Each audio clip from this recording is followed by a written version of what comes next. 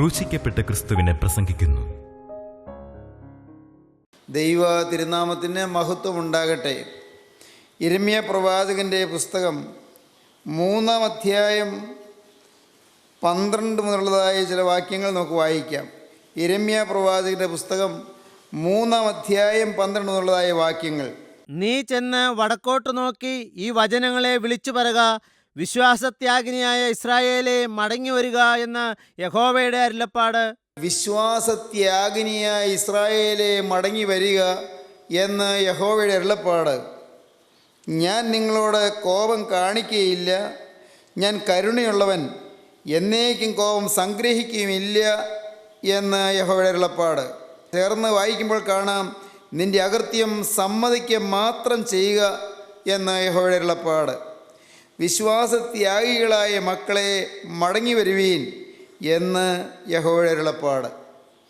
മടങ്ങി വരുവാൻ ദൈവം കൽപ്പിക്കുകയാണ്. തൻ്റെ ജനം തങ്കലേക്ക് മടങ്ങി വരുവാൻ ദൈവം കൽപ്പിക്കുകയാണ്. വിശ്വാസത്യാഗിനിയായ ഇസ്രായേലേ മടങ്ങി വരിക, ഞാൻ നിങ്ങളോട് കോപം കാണിക്കുകയില്ല, ഞാൻ കരുണയുള്ളവൻ, എന്നേക്കും കോപം സംഗ്രഹിക്കുകയുമില്ല എന്ന് ജീവനുള്ള ദൈവം തൻ്റെ ജനത്തോട് അരുളി ചെയ്യുകയാണ്. നിങ്ങൾ എന്നിൽ നിന്ന് ദൂരെ പോയി, നിങ്ങൾ എന്നിൽ നിന്ന് അകന്ന് കഴിഞ്ഞു. എന്നാൽ ഇപ്പോൾ നിങ്ങൾ എങ്കിലേക്ക് മടങ്ങി വരുവീൻ, നിങ്ങളുടെ അകൃത്യം സമ്മതിക്കുക മാത്രം ചെയ്യുക. നിങ്ങളുടെ അകൃത്യം സമ്മതിക്കുക മാത്രം ചെയ്യുക. നിങ്ങളുടെ അകൃത്യം സമ്മതിച്ചുകൊണ്ട് നിങ്ങൾ മടങ്ങി വന്നാൽ ഞാൻ നിങ്ങളോട് കോപം കാണിക്കുകയില്ല, ഞാൻ കരുണയുള്ളവൻ, എന്നേക്കും കോപം സംഗ്രഹിക്കുകയുമില്ല. ദൈവത്തിൻ്റെ കോപം ക്ഷണനേരത്തേക്കുള്ളത്, അവൻ്റെ പ്രസാദമോ ജീവപര്യന്തമുള്ളത്. ദൈവത്തിൻ്റെ പ്രസാദം ജീവപര്യന്തമുള്ളതാണ്. ക്ഷണനേരത്തേക്ക്, അല്പനേരത്തേക്ക് ദൈവം നമ്മെ ദുഃഖിപ്പിച്ചാലും അവൻ എന്നേക്കും കോപം സംഗ്രഹിക്കുന്നില്ല.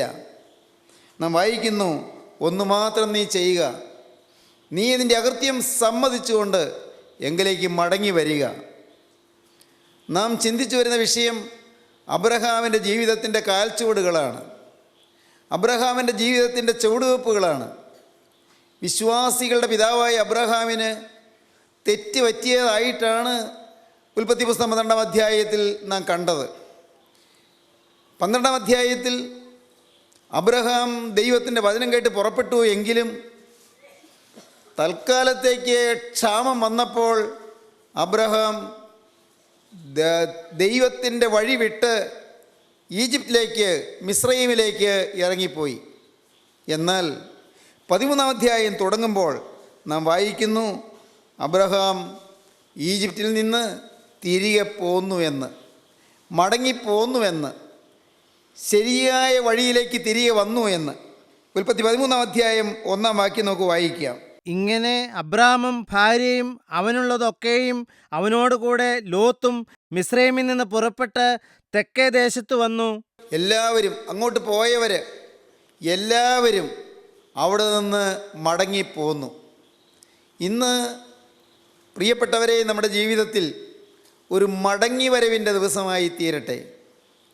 ദൈവത്തിങ്കിലേക്കുള്ളതായ മടങ്ങി വരവ്, ദൈവത്തിങ്കിലേക്കുള്ളതായ തിരിച്ചു വരവ്, അകൃത്യം സമ്മതിച്ചുകൊണ്ട് ദൈവത്തിങ്കിലേക്ക് വരുന്ന ഒരു സുദിനമായി മാറട്ടെ. അബ്രഹാം ദൈവസന്നിധിയിൽ നിന്ന് ദൈവത്തിൻ്റെ ആലോചന പ്രകാരം പോകാതെ വിട്ടുപോയെങ്കിലും തൽക്കാലത്തെ ക്ഷാമം കണ്ട് അമ്പരപ്പിലും പരിഭ്രമത്തിലും ഭയപ്പാടിലുമായി ഈജിപ്തിലേക്ക് പോയെങ്കിലും അബ്രഹാം അവിടെ നിന്ന് തിരികെ പോന്നു. അബ്രഹാം തിരികെ പോകുന്നത് അത് ഒരു വലിയ അനുഗ്രഹത്തിൻ്റെ ചുവടുവെപ്പായിരുന്നു. BC 2166 അബ്രഹാം ജനിക്കുന്നത്. എന്ന് പറഞ്ഞാൽ യേശുക്രിസ്തു ജനിക്കുന്നതിന് 2166 വർഷം മുൻപാണ് അബ്രഹാം ജനിക്കുന്നത്. അബ്രഹാം 75-ാമത്തെ വയസ്സിൽ BC 2091 മെസപ്പൊട്ടോമിയ വിട്ട് യൂഫ്രട്ടീസ്, ടൈഗ്രീസ് നദികളുടെ അപ്പുറം വിട്ട് കനാനിലേക്ക് പുറപ്പെടുന്നത്. 75 വയസ്സായപ്പോഴാണ് അബ്രഹാം കനാനിലേക്ക് എത്തിച്ചേരുന്നത്. കനാനിൽ എത്തിച്ചേർന്നതിന് ശേഷമാണ് അബ്രഹാമിൻ്റെ ഒരു വീഴ്ച സംഭവിക്കുന്നത്. മനുഷ്യ ജീവിതം ഇടയ്ക്കിടയ്ക്ക് വീഴ്ചകൾ സംഭവിക്കുന്നു എന്ന് നമുക്ക് കാണാം. ഇടയ്ക്കിടയ്ക്ക് തെറ്റലുകൾ സംഭവിക്കുന്നു, വീഴ്ചകൾ സംഭവിക്കുന്നു, ജീവിതത്തിൽ വഴിത്തെറ്റ് സംഭവിക്കുന്നു നമുക്ക് കാണാം. അബ്രഹാമിൻ്റെ ജീവിതത്തിൽ മാത്രമല്ല, നാം തിരുവചനം വായിക്കുമ്പോൾ തിരുവചനത്തിലെ കഥാപാത്രങ്ങളായ ദാവീദിൻ്റെ ജീവിതത്തിൽ തെറ്റുകൾ സംഭവിക്കുന്നുണ്ട്. പക്ഷേ ദാവീദ് തിരികെ വന്നു, യഥാസ്ഥാനപ്പെട്ടു. ശിംശോൻ്റെ ജീവിതത്തിൽ തെറ്റുകൾ സംഭവിക്കുന്നുണ്ട്. ശിംശോനും തിരികെ വന്നു, യഥാസ്ഥാനപ്പെട്ടു. അതുകൊണ്ടാണ് നാം എബ്രായ ലേഖനം 11-ാം അധ്യായത്തിൽ അപ്പോസ്തലനായ പൗലോസ് വിശ്വാസികളുടെ പട്ടിക പറയുമ്പോൾ വിശ്വാസികളുടെ എണ്ണത്തിൽ, വിശ്വാസികളുടെ സമൂഹത്തിൽ ദാവീദിനെയും ശിംശോനെയും എല്ലാം ഉൾപ്പെടുത്തുന്നത്. എബ്രായ ലേഖനം 11-ാം അധ്യായത്തിൽ ഇബ്താഹ്, ദാവീദ്, ശിംശോൻ എന്നിവരെക്കുറിച്ച് വിവരിപ്പാൻ സമയം പോരാ എന്ന് അപ്പോസ്തലൻ പറയുന്നുണ്ട്. വിശ്വാസികളെക്കുറിച്ചുള്ളതായ വിവരണം, അവർ അത്ഭുതങ്ങൾ ചെയ്യുവാൻ ദൈവകരങ്ങൾ ഉപയോഗപ്പെട്ടവരാണ്. വീരോചിതമായ കർമ്മപരിപാടികളിൽ മുഴുകുവാൻ ദൈവം അവരെ നിയോഗിച്ചതാണ്. എന്നാൽ അവരുടെ ജീവിതത്തിൽ ചില സമയങ്ങളിൽ തെറ്റുകൾ സംഭവിച്ചു പോയി, പാകപ്പിഴകൾ സംഭവിച്ചു പോയി. ചില സമയങ്ങളിൽ അവരിടയ്ക്ക് വഴിയിൽ നിന്ന് വ്യതിചലിച്ച് തെറ്റായ വഴിയിലൂടെ പൊയ്പോയി. പക്ഷേ ദൈവം അവരെ ഉപേക്ഷിച്ചില്ല. അവൻ്റെ കോപം ക്ഷണനേരത്തേക്കേ ഉള്ളൂ, അവൻ്റെ പ്രസാദമോ ജീവപര്യന്തമുള്ളത്. ദൈവത്തിന് സ്തോത്രം. ആ ചുരുങ്ങിയ കാലം അബ്രഹാം ഈജിപ്തിൽ കഴിഞ്ഞത് നഷ്ടമായിരുന്നെന്ന് നാം മുൻപൊരവസരത്തിൽ ചിന്തിച്ചതാണ്. കണക്കുകൂട്ടി നോക്കിയപ്പോൾ ഏതാണ്ട് 9 വിധത്തിലുള്ളതായ നഷ്ടങ്ങൾ അബ്രഹാമിന് സംഭവിച്ചു. തീർത്താൽ തീരാത്ത നഷ്ടം തന്നെയാണ് സംഭവിച്ചത്. പക്ഷേ എങ്കിലും അബ്രഹാം യഥാസ്ഥാനപ്പെട്ടു. അബ്രഹാം തിരികെ പോന്നു. ഞാൻ സന്തോഷത്തോടെ കാണുന്ന ഒരു അധ്യായമാണ് പ്രത്യേകിച്ചും എബ്രായ ലേഖനം 11-ാം അധ്യായം. അതിൽ ഈ അപകടം പറ്റിയ കാലങ്ങൾ അവിടെ കർത്താവ് മിണ്ടുന്നില്ല. ദൈവത്തിൻ്റെ പരിശുദ്ധാത്മാവ് അതിനെക്കുറിച്ച് പറയുന്നില്ല. തെറ്റുപറ്റിയ കാലങ്ങളെക്കുറിച്ച് ദൈവത്തിൻ്റെ പരിശുദ്ധാത്മാവ് ഒന്നും പറയുന്നില്ല. ദാവീദിന് തെറ്റുപറ്റി, ദൈവം ആ കാലങ്ങളെക്കുറിച്ച് വിസ്മരിച്ച് കളഞ്ഞിരിക്കുകയാണ്. ശിംശോന് തെറ്റുപറ്റി, ആ കാലങ്ങളെയും ദൈവം മറന്നു കളഞ്ഞിരിക്കുകയാണ്. ദൈവം മറച്ചു കളഞ്ഞിരിക്കുകയാണ്. പ്രിയപ്പെട്ടവരെ, വളരെ മർമ്മസ്പർശിയായ ഒരു വസ്തുതയുണ്ട്. തെറ്റുകൾ നമുക്ക് വന്നിട്ടുണ്ടാകാം. നാളെ വരെയുള്ള ജീവിതത്തിൽ നമുക്ക് വഴിത്തെറ്റുകൾ സംഭവിച്ചിട്ടുണ്ടാകാം. പക്ഷേ നമ്മുടെ ദൈവം കരുണയുള്ളവനാണ്. നമ്മുടെ ദൈവം കൃപയുടെ ദൈവമാണ്. നമ്മുടെ ദൈവം സൗജന്യമായി ക്ഷമിക്കുന്ന ദൈവമാണ്. ക്രൂസിൻ്റെ പാഠം അതാണ്. ക്രൂസിലെ സ്നേഹം അതാണ്.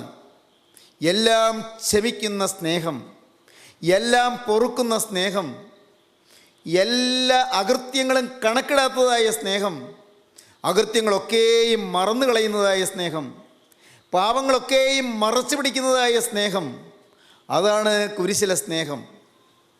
നാം പാപം ചെയ്യുന്നതിന് ഇതൊരു അലവൻസായി എടുക്കരുത്. പാപം ചെയ്യുന്നതിന് ഇതൊരു ആനുകൂല്യമായി എടുക്കരുത്. പക്ഷേ അപ്പോസ്തലനായ യോഹന്നാൻ പറയും, തൻ്റെ 1-ാമത്തെ ലേഖനത്തിൻ്റെ 2-ാം അധ്യായം തുടങ്ങുമ്പോൾ പറയും, എൻ്റെ കുഞ്ഞുങ്ങളെ, നിങ്ങൾ പാപം ചെയ്യാതിരിക്കാൻ ഞാൻ ഇത് നിങ്ങൾക്ക് എഴുതുന്നു. ഒരുത്തൻ പാപം ചെയ്തു പോയി എങ്കിലോ നീതിമാനായ യേശുക്രിസ്തു എന്ന കാര്യസ്ഥൻ നമുക്ക് പിതാവിൻ്റെ അടുക്കലുണ്ട്. അവൻ നമ്മുടെ പാപങ്ങൾക്ക് പ്രായശ്ചിത്തമാകുന്നു. കുഞ്ഞുങ്ങളെ, നിങ്ങൾ പാപം ചെയ്യാതിരിക്കാൻ ഞാൻ ഇത് നിങ്ങൾക്ക് എഴുതുന്നു. ഒരുത്തൻ പാപം ചെയ്തു പോയി എങ്കിലോ നീതിമാനായ യേശുക്രിസ്തു എന്ന കാര്യസ്ഥൻ നമുക്ക് പിതാവിൻ്റെ അടുക്കലുണ്ട്. അവൻ നമ്മുടെ പാപങ്ങൾക്ക് പ്രായശ്ചിത്തമാകുന്നു. ദൈവത്തിന് സ്തോത്രം. എന്ത് സമാധാനം തരുന്ന വാക്കുകളാണത്. അറിയാതെ വീഴ്ചകൾ സംഭവിച്ചു, അറിയാതെ നമുക്ക് ചില പാകപ്പിഴകൾ സംഭവിച്ചു, അറിയാതെ നമ്മുടെ ഹൃദയത്തിൽ ആകുലങ്ങൾ വന്നുപോയി, അറിയാതെ നമ്മുടെ ജീവിതത്തിൽ നിരാശ വന്നുപോയി, നാം നനച്ചിരിയാതെ നമ്മുടെ ഹൃദയത്തിലൂടെ ചില നീരസങ്ങളോ കയ്പുകളോ വിദ്വേഷങ്ങളോ സംഭവിച്ചു പോയി, ചിലരോടുള്ളതായ കയ്പുകൾ, ചിലരോടുള്ളതായ വൈരാഗ്യങ്ങൾ, ചിലരോടുള്ളതായ പകകൾ നമ്മുടെ ജീവിതത്തിൽ വന്നുപോയി, അറിയാതെ ചില അക്ഷമകൾ നമുക്ക് സംഭവിച്ചു. നമ്മുടെ ജീവിതത്തിൻ്റെ പ്രവൃത്തിയിലേക്ക് വന്നില്ലെങ്കിൽ പോലും അഴുക്കായ അശുദ്ധമായ ചില വികാരഭേദങ്ങൾ നമ്മുടെ ജീവിതത്തെ സ്വാധീനം ചെയ്തു. എന്നാൽ ഓർക്കൂ, കരുണയുള്ളവനായ കർത്താവ് കൃപയോടെ നമ്മോട് പറയുന്നു, മകനെ നീ മടങ്ങി വരിക, നിൻ്റെ അകൃത്യം സമ്മതിക്കുക മാത്രം ചെയ്യുക. മകളെ നീ മടങ്ങി വരിക, നിൻ്റെ അകൃത്യം സമ്മതിക്കുക മാത്രം ചെയ്യുക. സ്നേഹവാനായ ദൈവം ഇന്നും അതുതന്നെയാണ് നമ്മോട് പറയുന്നത്. നമ്മെ വാത്സല്യപൂർവ്വം ക്ഷണിച്ച് അരികത്തിരുത്തിക്കൊണ്ട് അവിടെ നമ്മോട് പറയുകയാണ്, ഇതുവരെയുള്ള ജീവിതത്തിലെ നിൻ്റെ പാപങ്ങളെല്ലാം ഞാൻ മറച്ചു പിടിക്കാം, എല്ലാം തിരുവിലാവിൽ നിന്നൊഴിയ ചെഞ്ചോരയിൽ അതെല്ലാം കഴുകിത്തരാമെന്ന് പറഞ്ഞുകൊണ്ട് കാരുണ്യവായ്പോടെ നമ്മുടെ അരികത്ത് വന്ന് കെഞ്ചുന്ന ക്രിസ്തുവിനെ നമ്മുടെ ഉൾക്കണ്ണ് തുറന്നത് കാണാൻ കഴിഞ്ഞിരുന്നെങ്കിൽ, ആ സ്നേഹം ഇപ്പോഴൊന്ന് കാണാൻ കഴിഞ്ഞിരുന്നെങ്കിൽ, നാം നമ്മെ തന്നെ ആ പാദപീഠത്തിങ്കൽ ഇപ്പോൾ അടിയറ വെച്ച് പോകും. നമ്മെ തന്നെ അവൻ്റെ പാദപീഠത്തിങ്കൽ സാഷ്ടാംഗം സമർപ്പിച്ചു പോകും. നാം സാഷ്ടാംഗ പ്രണാമം ചെയ്തു പോകും.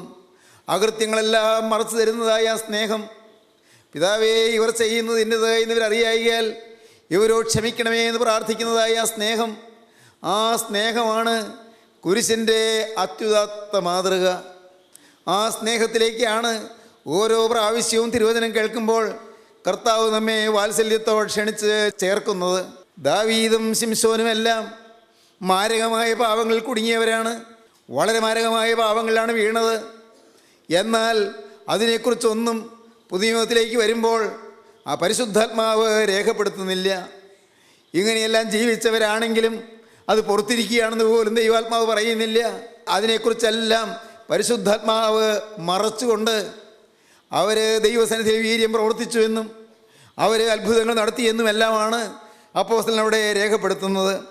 എബ്രായ ലേഖനം 11-ാം അധ്യായത്തിൽ നാം വായിക്കുന്നുണ്ട്, ദാവീദ്, യിഫ്താഹ്, ഗിദെയോൻ, ബാരാക്ക്, ശിംശോൻ എന്നിവരെക്കുറിച്ച്, ശമൂവേൽ മുതലായ പ്രവാചകന്മാരെയും കുറിച്ച് വിവരിപ്പാൻ സമയം പോരാ.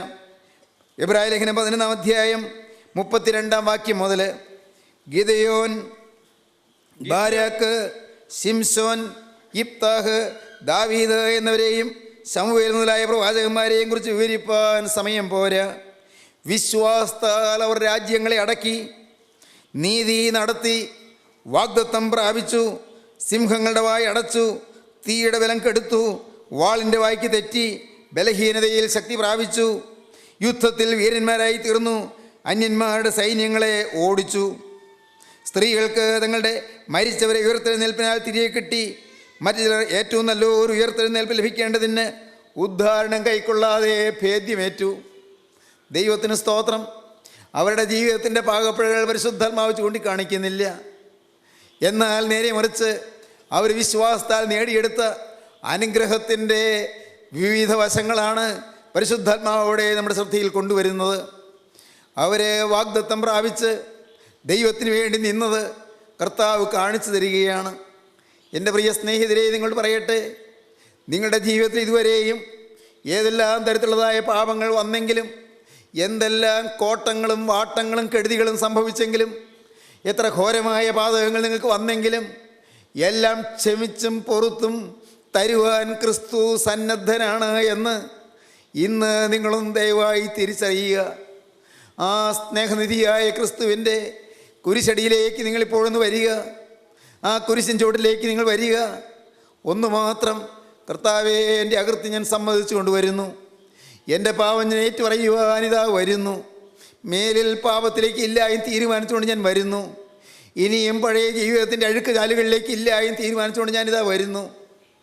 ഞാൻ വായിച്ചു റോമർ ലേഖനം 5-ാം അധ്യായത്തിൽ ആദ്യ ഭാഗത്ത് അപ്പോസ്തലനായ പൗലോസ് എഴുതുകയാണ്, നാം ശത്രുക്കളായിരിക്കുമ്പോൾ തന്നെ ദൈവം നമ്മെ സ്നേഹിച്ചുവെന്ന്, നാം പാപികളായിരിക്കുമ്പോൾ തന്നെ ദൈവം നമ്മെ സ്നേഹിച്ചുവെന്ന്, നാം അഭക്തരായിരിക്കുമ്പോൾ തന്നെ ദൈവം നമ്മെ സ്നേഹിച്ചുവെന്ന്. റോമർ ലേഖനം 5-ാം അധ്യായം 6-ാം വാക്യം മുതൽ നമുക്ക് വായിച്ചു കേൾക്കാം. നാം ബലഹീനരായിരിക്കുമ്പോൾ തന്നെ ക്രിസ്തു തക്ക സമയത്ത് അഭക്തർക്ക് വേണ്ടി മരിച്ചു. നാം ബലഹീനരായിരിക്കുമ്പോൾ തന്നെ ക്രിസ്തു തക്ക സമയത്ത് അഭക്തർക്ക് വേണ്ടി മരിച്ചു. ക്രിസ്തുവോ നാം പാപികളായിരിക്കുമ്പോൾ തന്നെ നമുക്ക് വേണ്ടി മരിക്കയാൽ ദൈവം തനിക്ക് നമ്മോടുള്ള സ്നേഹത്തെ പ്രദർശിപ്പിക്കുന്നു. ക്രിസ്തു നാം പാപികളായിരിക്കുമ്പോൾ തന്നെ നമുക്ക് വേണ്ടി മരിക്കയാൽ ദൈവം തനിക്ക് നമ്മോടുള്ള സ്നേഹത്തെ പ്രദർശിപ്പിക്കുന്നു.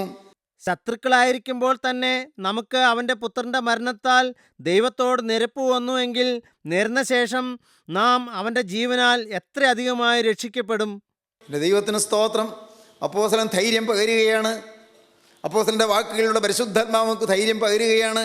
ശത്രുക്കളായിരിക്കുമ്പോൾ തന്നെ നാം ദൈവത്തിന് ശത്രുക്കളായി ജീവിച്ചു, ദൈവത്തിനെതിരായി ജീവിച്ചു, ദൈവത്തെ നിഷേധിച്ച് ജീവിച്ചു, ദൈവത്തെ വേദനിപ്പിച്ച് ജീവിച്ചു, ദൈവത്തെ മുറിവേൽപ്പിച്ച് ജീവിച്ചു, ക്രിസ്തുവിനെ ക്രൂശിക്കാൻ നാം തയ്യാറായി. അങ്ങനെ ശത്രുക്കളായിരിക്കുമ്പോൾ തന്നെ നമുക്ക് ക്രിസ്തുവിൻ്റെ മരണത്താൽ ദൈവത്തോട് നിരപ്പ് വന്നു എങ്കിൽ നിരന്ന ശേഷം നാം അവൻ്റെ ജീവനാൽ എത്ര അധികമായി രക്ഷിക്കപ്പെടും. ദൈവത്തിന് സ്തോത്രം. നാം ബലഹീനരായിരിക്കുമ്പോൾ തന്നെ ക്രിസ്തു നമുക്ക് വേണ്ടി മരിച്ചു. നാം അഭക്തരായിരിക്കുമ്പോൾ തന്നെ ക്രിസ്തു അഭക്തർക്ക് വേണ്ടി മരിച്ചു. നാം പാപികളായിരിക്കുമ്പോൾ തന്നെ ക്രിസ്തു നമുക്ക് വേണ്ടി മരിച്ചു. നാം ശത്രുക്കളായിരിക്കുമ്പോൾ തന്നെ ദൈവം തൻ്റെ പുത്രനെ നമുക്ക് വേണ്ടി ക്രൂശിലർപ്പിപ്പാൻ തിരുമനസ്സായതിനാൽ നമ്മോടുള്ള തന്നെ സ്നേഹം പ്രദർശിപ്പിച്ചു. നമ്മെ സ്വീകരിപ്പാൻ ദൈവം തയ്യാറായി. നമ്മോട് നിരപ്പ് പ്രാപിപ്പാൻ ദൈവം തയ്യാറായി. നമ്മെ തൻ്റെ മക്കളായി അണപ്പാൻ ദൈവം തയ്യാറായി. ഇതാണ് ക്രൂശിൻ്റെ വചനം. അപ്പോസ്തലനായ പൗലോസ് പറഞ്ഞു, ക്രൂശിൻ്റെ വചനം നശിച്ചു പോകുന്നവർക്ക് ഭോഷത്വമാണ്, രക്ഷിക്കപ്പെടുന്ന നമുക്കോ ദൈവശക്തിയുമാണ്. ക്രൂശിൻ്റെ വചനം അത് അനേകം പേർക്ക് ഭോഷത്വമായി തോന്നും. അനേകർക്കിത് മനസ്സിലാവുകയില്ല. അനേകർക്ക് ഇതൊരു ഭോഷത്വമായിട്ടേ തോന്നുകയുള്ളൂ. എന്നാൽ നമുക്കിത് ദൈവശക്തിയാണ്. ഈ സ്നേഹമാണ് ദൈവത്തിൻ്റെ ശക്തി. പ്രിയപ്പെട്ടവരെ, ഈ സ്നേഹമാണ് നമുക്ക് ദൈവം തരുന്ന ശക്തി. ഈ സ്നേഹം നമുക്ക് കിട്ടുന്നത് കൊണ്ടാണ് നാം നിൽക്കുന്നത്. അതാണ് യോഹന്നാൻ 14 കർത്താവ് അവസാനമായി ശിഷ്യന്മാരോട് പറഞ്ഞത്, ഞാൻ ജീവിക്കുന്നത് കൊണ്ട് നിങ്ങളും ജീവിക്കുന്നു. ക്രിസ്തു ജീവിക്കുന്നതുകൊണ്ടാണ് പ്രിയരെ നാം ജീവിക്കുന്നത്. ക്രിസ്തു സ്നേഹമായതുകൊണ്ടാണ് നാം ഇങ്ങനെ സമാധാനമായി കഴിയുന്നത്. ക്രിസ്തു ക്ഷമയായതുകൊണ്ടാണ് നാം ഇതുപോലെ സന്തുഷ്ടരായി കഴിയുന്നത്. എല്ലാം മറക്കുകയും പൊറുക്കുകയും ചെയ്യുന്ന ക്രൂശിലെ സ്നേഹം നമ്മെ തഴുകുന്നതുകൊണ്ടാണ് നാം ഇന്ന് സമാധാനമായ ജീവിതം പുലർത്തുന്നത്. ഓർക്കുക, ക്രിസ്തു നമുക്ക് വേണ്ടി മരിച്ചു. ഈ നല്ല ക്രിസ്തുവിൻ്റെ അരികിലേക്ക്, നല്ല യേശുവിൻ്റെ അരികിലേക്ക്, ആ ക്രൂശിൻ ചുവട്ടിലേക്ക് നമുക്കിപ്പോൾ മടങ്ങി വരാം. നിൻ്റെ അകൃത്യം സമ്മതിക്കുക മാത്രം ചെയ്യുക. അബ്രഹാം എന്തു ചെയ്തു? ഈജിപ്തിലേക്ക് പോയ കാലം നഷ്ടത്തിൻ്റെ കാലങ്ങളായിരുന്നു. ആ കാലങ്ങൾ പാഴായി പോയ കാലങ്ങൾ തന്നെയായിരുന്നു. പല നഷ്ടങ്ങൾ വന്നു. എന്നാൽ അബ്രഹാം അവിടെ നിന്ന് തിരികെ പോന്നു. ദൈവത്തിന് സ്തോത്രം. തിരികെ പോന്നു. നല്ലത്. അബ്രഹാമിന് തിരികെ പോരാൻ തോന്നി. ദൈവത്തിൻ്റെ ഉദ്ദേശം നിവർത്തിപ്പാനിടയായി. ദൈവത്തിന് അബ്രഹാമിനെക്കുറിച്ചൊരു പരിപാടി ഉണ്ടായിരുന്നു. മെസപ്പൊട്ടോമിയയിൽ നിന്ന് വിളിച്ചിറക്കുമ്പോൾ ദൈവത്തിൻ്റെ പരിപാടി ദൈവം ആരംഭിക്കുകയായിരുന്നു.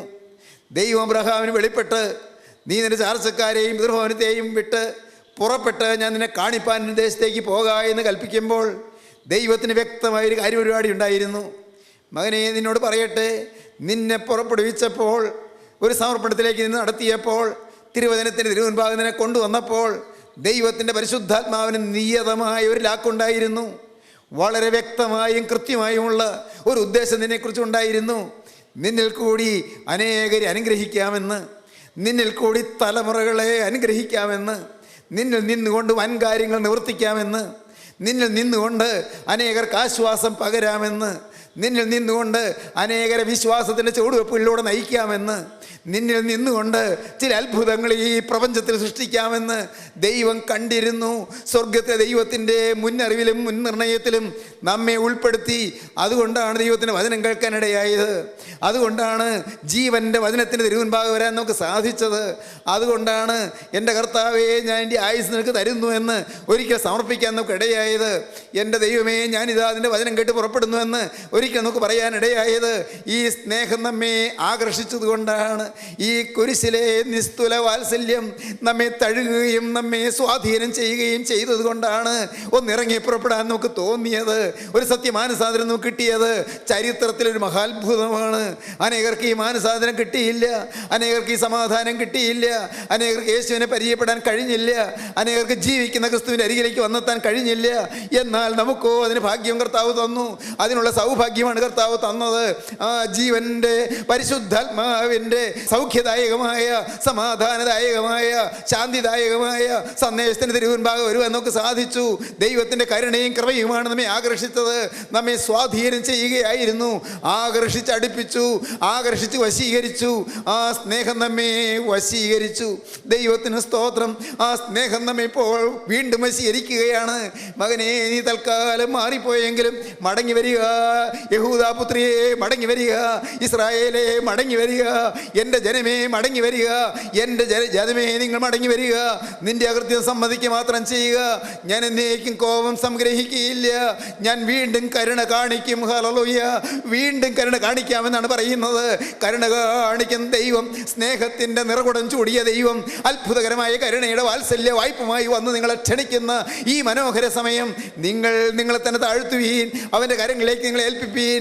ആണിപ്പാടുള്ള കരങ്ങളിലേക്ക് നിങ്ങളെ വിട്ടുകൊടുക്കുവീൻ. കർത്താവേ, വന്നത് വന്നു, ഇനിയില്ല നാഥ, തീരുമാനം പറയുവീൻ. അവിശ്വാസം വന്നുപോയി എൻ്റെ കർത്താവേ, അവിശ്വസ്തത വന്നുപോയി എൻ്റെ ദൈവമേ, അസത്യം വന്നുപോയി എൻ്റെ നാഥ, അവിവേകം വന്നുപോയി എൻ്റെ ദൈവമേ, എൻ്റെ ദൈവമേ, അശുദ്ധി സംഭവിച്ചു പോയി കർത്താവേ, തെറ്റുകളേറെ സംഭവിച്ചു പോയി. പാതകങ്ങൾ അനേകങ്ങൾ എനിക്ക് ഏറെക്കാലം വന്നുപോയി. ഇതാ ഞാൻ മടങ്ങി വരുന്നു. മടങ്ങി വരുവീൻ ദൈവജനമേ, മടങ്ങി വരുവീൻ ദൈവജനമേ, തിരികെ വരുവീൻ ദൈവജനമേ. അബ്രഹാം മടങ്ങി വന്നു. അബ്രഹാം യഥാസ്ഥാനപ്പെട്ടു, ദൈവത്തിൻ്റെ വഴിയിലേക്ക് തിരികെ വന്നു. വരിക ദൈവജനമേ, വരിക. യേശുവിനെ കൈക്കൊള്ളുക, അവനോട് വാക്ക് പറയുക. യേശുവേ, ഞാനിതാ വരുന്നു, എന്നോട് കരുണ തോന്നണമേ. യേശുവേ, ഞാനിതാ വരുന്നു, എന്നോട് കരുണ തോന്നണമേ. എൻ്റെ യേശുവേ, ഞാനിതാ വരുന്നു, എന്നെ സ്വീകരിക്കണമേ. നമുക്ക് പ്രാർത്ഥിക്കാം, നമുക്ക് സമർപ്പിക്കാം. കരുണയുള്ള കർത്താവേ, ഈ നല്ല സന്ദർഭത്തിനായി ഞങ്ങൾ നിന്നെ സ്തുതിക്കുന്നു. അവിടെ നിങ്ങളുടെ കൂടെ ഉള്ളതിനായി ഞങ്ങൾ നിന്നെ സ്തുതിക്കുന്നു. അവിടുത്തെ സ്നേഹത്തിൻ്റെയും വാത്സല്യത്തിൻ്റെയും ശബ്ദം ഞങ്ങളെ വശീകരിക്കുന്നതിനായി ഞങ്ങൾ നിന്നെ സ്തുതിക്കുന്നു. എല്ലാവരെയും തഴുകണമേ, എല്ലാവരുടെയും കണ്ണുനീര് തുടയ്ക്കണമേ, എല്ലാവരെയും ആശ്വസിപ്പിക്കണമേ, എല്ലാവരുടെ മേലും തൃക്കരം വയ്ക്കണമേ. തിരുനാമം മഹത്വപ്പെടുത്തണമേ. യേശുവിൻ നാമത്തിൽ തന്നെ. ആമീൻ.